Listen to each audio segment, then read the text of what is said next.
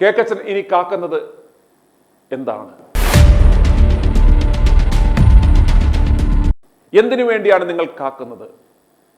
നിങ്ങൾ ആസൂത്രണം ചെയ്ത, നിങ്ങൾ ഇടപാട് ചെയ്ത, നിങ്ങളുടെ കമ്പനിയായ ഈ മരമുറി കള്ളന്മാർക്ക് നിങ്ങൾ എക്സ്ക്ലൂസീവ് എന്നും പറഞ്ഞ് കൊടുത്ത് ഈ പാളിപ്പോയ ഈ തിരക്കഥയിൽ ഇനി നിങ്ങൾ എന്താണ് പ്രതീക്ഷിക്കുന്നത്? ഇനി എന്ത് ട്വിസ്റ്റാണ് നിങ്ങൾ പ്രതീക്ഷിക്കുന്നത്?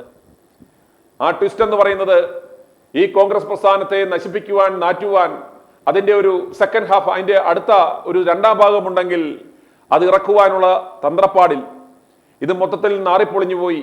ഇനി അടുത്ത ഭാഗം ഇറക്കിയാൽ അതിലും കൂടുതൽ നാറും എന്ന ഉള്ളത് കൊണ്ടാണ് ഒരു ഇൻട്രീം ഇടവേള എടുക്കുന്നത്.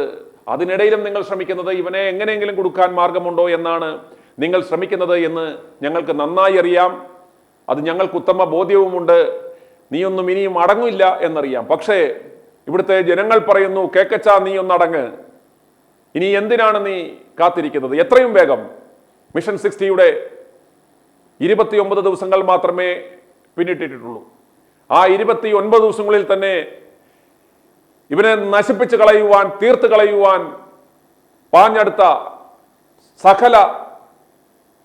സകല പ്രവർത്തികളെയും ഇവിടുത്തെ ജനങ്ങളുടെ ആ സത്യം മനസ്സിലാക്കി, ജനങ്ങളുടെ ആ വികാരം അതിനെ മാനിച്ച്, അതിനെ ഭയപ്പെട്ട് അതെല്ലാം ഒന്നുമില്ലാതായിപ്പോയി. ഈ 29 ദിവസങ്ങൾ പിന്നിടുമ്പോൾ കാര്യങ്ങൾ വളരെ പകൽ പോലെ ജനങ്ങൾക്ക് ബോധ്യമുണ്ട്. ഈ 29 ദിവസങ്ങൾ മാത്രമേ പിന്നിട്ടിട്ടുള്ളൂ. ഇനി 31 ദിവസങ്ങൾ. ഓർക്കുക, ഈ 29 ദിവസങ്ങൾ കൊണ്ട് ഒരു വ്യക്തി എന്ന നിലയിൽ, ഒരു പ്രസ്ഥാനം എന്ന നിലയിൽ നിങ്ങൾക്ക് എത്രത്തോളം ഡാമേജ് ഉണ്ടായി എന്ന് നിങ്ങൾ സ്വയം ഇവാലുവേറ്റ് ചെയ്യുക.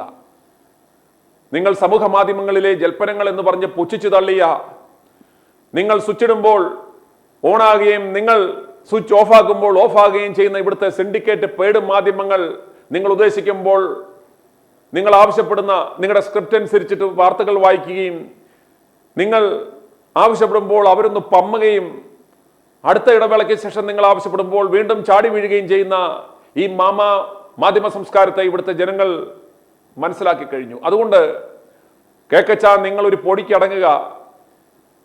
വ്യക്തിക്ക് ഒരു പ്രാധാന്യവുമില്ല എന്ന് നിങ്ങൾ 100 തവണ ആവർത്തിക്കുമ്പോഴും നിങ്ങൾക്കറിയാമല്ലോ, കേക്കച്ചൻ എന്നൊരു വ്യക്തിയെ സംബന്ധിച്ചിടത്തോളം, ഈ പ്രസ്ഥാനത്തെ സംബന്ധിച്ചിടത്തോളം അപ്രസക്തമാണ്.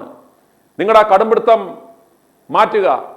നിങ്ങൾ പിണറായി വിജയനിൽ നിന്നും മേടിച്ച ആ പണം തിരികെ കൊടുക്കണമെന്നുള്ള പേടിയാണ് എന്ന് ഞങ്ങൾക്കറിയാം. അത് യാഥാർത്ഥ്യമാകുന്ന രീതിയിൽ പ്രിയപ്പെട്ട ജനങ്ങളെ, നിങ്ങൾ ഒരു കാര്യം മനസ്സിലാക്കുക.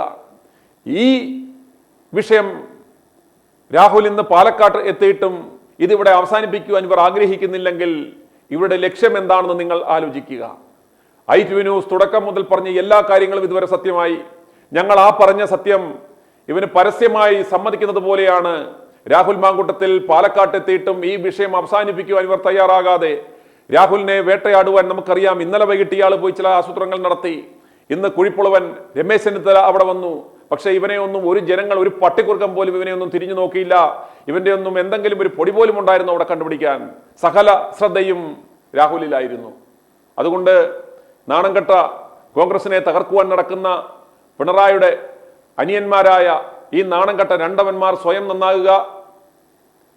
രാഹുൽ പാലക്കാട്ട് എത്തിയിട്ടും ഈ പ്രശ്നത്തിനൊരു പരിഹാരമാകുന്നില്ല എങ്കിൽ, രാഹുലിനെ നിങ്ങൾ തിരികെ എടുക്കുന്നില്ലെങ്കിൽ, നിങ്ങൾ എന്തിന്റെ അടിസ്ഥാനത്തിലാണ്? നിന്റെയൊക്കെ ആ നാറിയ ആ ബോധ്യം, ആ നാറിയ നിലപാട് വ്യക്തമാക്കണം. നിനക്കൊക്കെ ഒരു അൺപാർലമെന്ററി ആയി പോകുന്നത് കൊണ്ട് ഞാനത് പറയുവാൻ ആഗ്രഹിക്കുന്നില്ല. അതുകൊണ്ട് ജനങ്ങൾ നിങ്ങളോട് ചോദിക്കുകയാണ്, കേക്കച്ച ഇനി കാക്കുന്നത് എന്തിന്? ഇനി എന്താണ് നിങ്ങൾ കാക്കുന്നത്? ഇനി ആരുടെ അനുമതിയാണ് നിങ്ങൾക്ക് കിട്ടേണ്ടത്? പിണറായി വിജയന്റെ അനുമതി കിട്ടണോ? MV ഗോവിന്ദന്റെ അനുമതി കിട്ടണോ? BJP സംസ്ഥാന നേതൃത്വത്തിന്റെ അനുമതി കിട്ടണോ? എന്തിനാണ്, ആരെയാണ് നിങ്ങൾ ഭയപ്പെടുന്നത്? നിങ്ങളുടെ യുവനേതാവിനെതിരെ ആരോപണം ഉന്നയിച്ചവർക്ക് പോലും ഒരു പരാതി എഴുതി കൊടുക്കുവാൻ ഉറപ്പില്ലാത്തവർ, ശബ്ദം മാറ്റി ഗർഭചിത്രം നടത്തിയെന്ന് അലറി വിളിച്ചവർ, ആ ഇരയെന്ന് പറയുന്നവരെ മുന്നിൽ കൊണ്ടുവരാൻ സാധിക്കാത്തവർ, അതല്ലെങ്കിൽ അവരുടെ പരാതി പോലും മുന്നിൽ കൊണ്ടുവരാൻ സാധിക്കാത്തവർ, ഇനി നിങ്ങൾ എന്ത് ബോധ്യത്തെക്കുറിച്ച്, ഇനി എന്തിനെക്കുറിച്ചാണ് നിങ്ങൾ ഈ സംസാരിക്കുന്നത്? അതുകൊണ്ട് നിങ്ങൾ ഓരോ വ്യക്തികളെ കുറിച്ച് എടുത്തു കഴിഞ്ഞാലും ഇതിലും മ്ലേച്ഛമായ പ്രവൃത്തികൾ ചെയ്ത എത്രയോ പേർ ഇതിനകത്തുണ്ട്. അതുകൊണ്ട് അത്തരത്തിലുള്ള കളികളൊന്നും ഇനി നടക്കില്ല. ഇനിയും ഇതൊരു മറ്റൊരു ഘട്ടത്തിലേക്ക് 30-ാം ദിനമായ നാളെ മുതൽ ഈ ക്യാമ്പയിൻ മറ്റൊരു ഘട്ടത്തിലേക്ക് കടക്കും. ഇതോടെ ഇവന്മാരുടെ, ഈ നാണം കെട്ടവന്മാരുടെ ജനങ്ങളെ നിങ്ങൾ മനസ്സിലാക്കുക. ഇവന്മാരുടെ ലക്ഷ്യം എന്ന് പറയുന്നത്, ഇവന്മാർ പണം വാങ്ങിയത് കൊണ്ട് ഈ പ്രസ്ഥാനത്തെ നശിപ്പിക്കാം, ഈ വിഷയം അണയാതെ അടുത്ത തെരഞ്ഞെടുപ്പ് വരെ നീട്ടിക്കൊണ്ടുപോകാം എന്ന ഉടമ്പടിയിന്മേൽ ഇവന്മാർ അഡ്വാൻസ് മേടിച്ചത് കൊണ്ട് ഇവന്മാർക്ക് പിന്മാറാൻ സാധ്യമല്ല എന്ന് നിങ്ങൾ മനസ്സിലാക്കുക. ഇവന്മാരെ എങ്ങനെയാണ് കൈകാര്യം ചെയ്യേണ്ടതെന്ന് പ്രിയപ്പെട്ട ജനങ്ങളെ നിങ്ങൾ തീരുമാനിക്കുക, നിങ്ങൾ കാതോർത്തിരിക്കുക. i2i News, an eye for truth. i2i News subscribe ചെയ്തിട്ടില്ലാത്തവർ ഇപ്പോൾ തന്നെ സബ്സ്ക്രൈബ് ചെയ്യുക. നോട്ടിഫിക്കേഷൻ ലഭിക്കുവാൻ ബെൽ ബട്ടണും അമർത്തുക.